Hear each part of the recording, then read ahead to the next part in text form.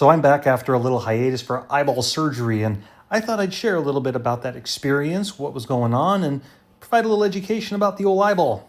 See, I have something called strabismus. That means that my eyes like to cross and not stay straight, and when that happens, I see double.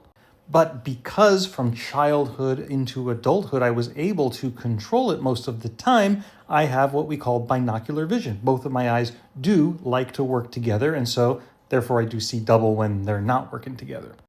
Because of that, when I started losing the ability to keep them straight when I got into later adulthood, because getting old sucks, well, I went in and got surgery to try and straighten them all out.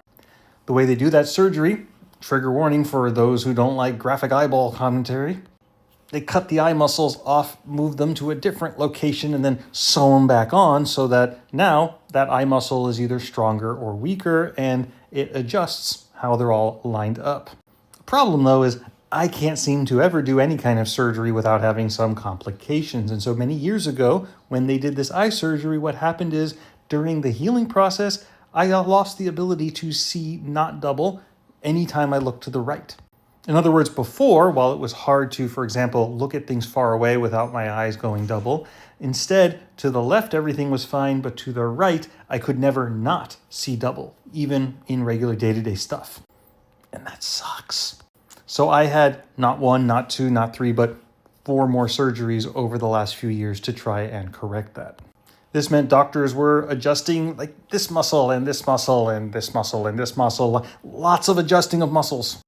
And after surgery number 4, things were actually great for a couple years, but the inability to look to the right without seeing double recently returned.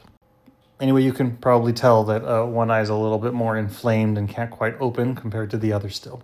Now, what's really cool about strabismus, if you're still listening after 2 minutes, is it is a neuro-ophthalmological issue. That means it involves both the brain and the eyeball alignment. It's not as simple as mechanically adjusting the eyeballs. The brain controls those muscles, and therefore there's brain problems too. And that's part of why, even when you adjust the muscles, issues can still return. Because you need both the adaptation of the brain and the adjustment of the muscles to work well together in order for things to be nice and straight.